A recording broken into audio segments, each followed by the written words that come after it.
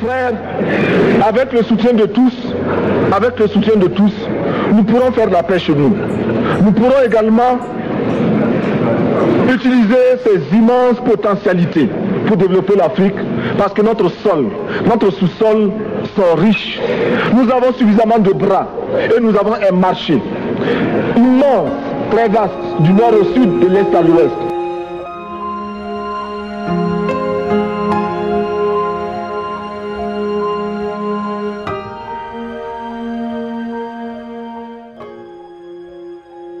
Thomas Isidore Noel Sankara was born on 21st of December, 1949 in Yako, French Upper Volta.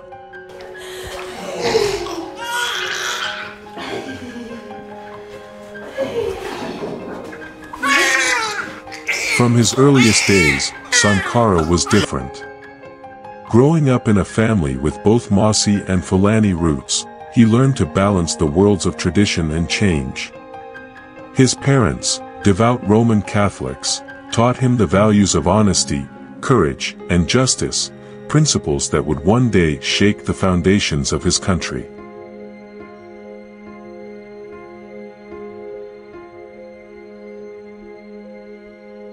By the time he was 17, Sankara's hunger for knowledge led him to join the military academy in Katiogo province against his parents' wishes of pursuing priesthood. But Sankara was no ordinary soldier. He was a thinker, a reader, and a dreamer. In 1970, at the age of 20, Sankara was sent for officer training in Madagascar. While in Madagascar, he witnessed a people's revolution firsthand, an uprising of students and workers that succeeded in toppling the government of President Philibert Tsiranana. He watched as young people like himself rose against colonial oppression and forged a new path. Sankara knew then that his destiny was to do the same for his homeland. Before returning to Upper Volta in 1972, Sankara attended a parachute academy in France, where he was further exposed to left-wing political ideologies. The year 1974, a border war erupts between Upper Volta and Mali, a war which would earn Sankara much public attention for his heroic performance. However, years later, he would renounce the war as useless and unjust. By September 1981, Sankara's fiery passion for justice had thrust him onto the political stage with his appointment as the Secretary of State for Information in Say Zerbo's military government. Sankara differentiated himself from other government officials in many ways, such as biking to work every day, instead of driving in luxury government cars. He spoke boldly against corruption and colonial influences, declaring, "Woe to those who gag the people." His words struck a chord with the masses, but they also painted a target on his back.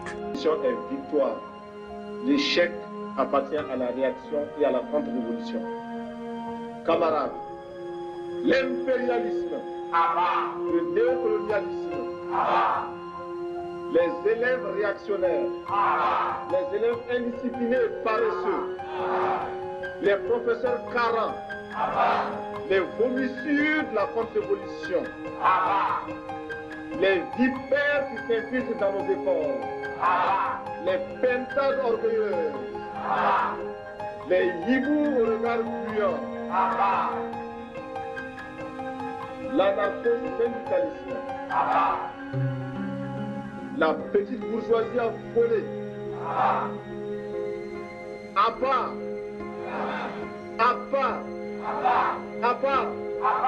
merci camarades.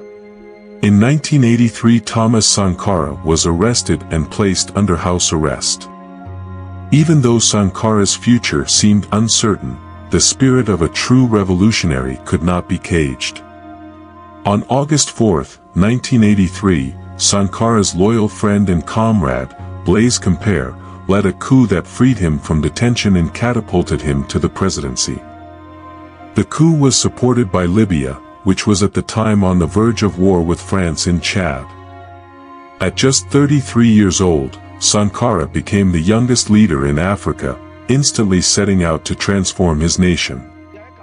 When Sankara assumed power on the 4th of August, 1983, he named the leadership of the country the Council of the Revolution, CNR. This was a way for Sankara to signal that he was going to try for political and social change. The CNR composed of both civilians and soldiers, all ordinary people. But the member count was secret for security reasons and known only to Sankara and others in his inner circle. The CNR regularly met to talk about important plans and decisions for the country.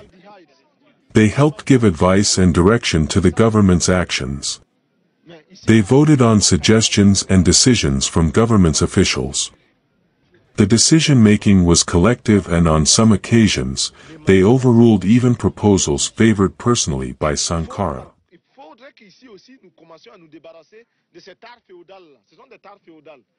The very first thing Sankara did was to give his country a new name.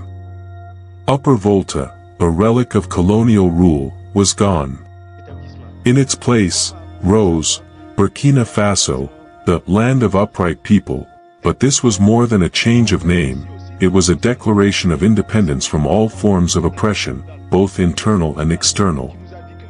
Sankara had a bold vision for his people. He knew that real independence would only come when Burkina Faso could feed itself. Under his leadership, agricultural production skyrocketed. He launched a campaign that made use of local resources, encouraging farmers to plant local crops instead of relying on expensive imports. By redistributing land from feudal landlords to the peasants, he ensured that the people had the power to grow what they needed.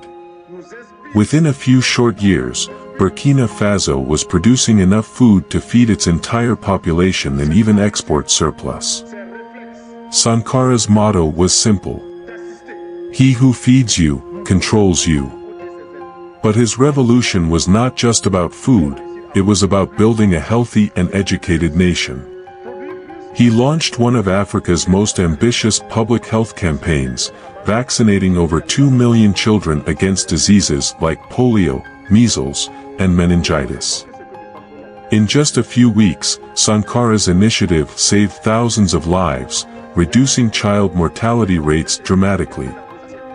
At the same time, he built hundreds of schools across the country, declaring that a healthy mind in a healthy body was the foundation of a strong nation.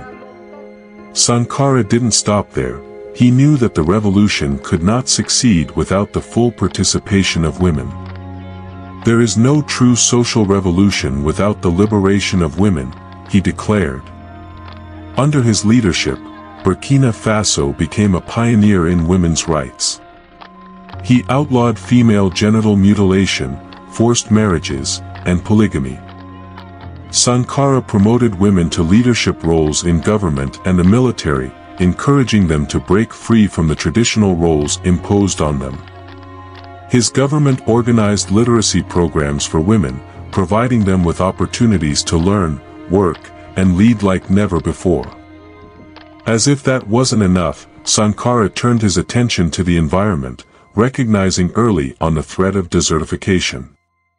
"We must dare to invent the future," he proclaimed, and with that, he launched a massive reforestation campaign, planting over 10 million trees to combat the advancing Sahara Desert. The once barren lands began to bloom with life again, as communities rallied together to save their environment. Under his leadership, Burkina Faso became one of the few African countries to prioritize environmental protection at such a scale. But Sankara's radical vision and fierce independence were making powerful enemies. France and other Western nations, wary of his anti-imperialist rhetoric and the example he set for other African nations, began to view him as a threat. Meanwhile, within his own circle, tensions began to rise. Blaise Compaoré, his closest ally and once a brother in arms, grew increasingly wary of Sankara's uncompromising stance. The air was thick with betrayal. On October 15, 1987, the unthinkable happened. During a coup led by Compaoré, Thomas Sankara was assassinated alongside 12 of his comrades.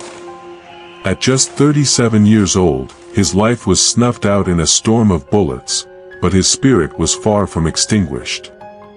To this day, Sankara remains a beacon of hope, a symbol of what is possible when one dares to dream and act without fear. His vision of a self-reliant, proud, and independent Africa still resonates. He challenged the world, demanding dignity and justice not just for Burkina Faso, but for all oppressed people. Thomas Sankara showed us that change is possible. He taught us that a better world isn't just a dream, it can be a reality if we are willing to fight for it. The story of his life is more than history, it is a call to action.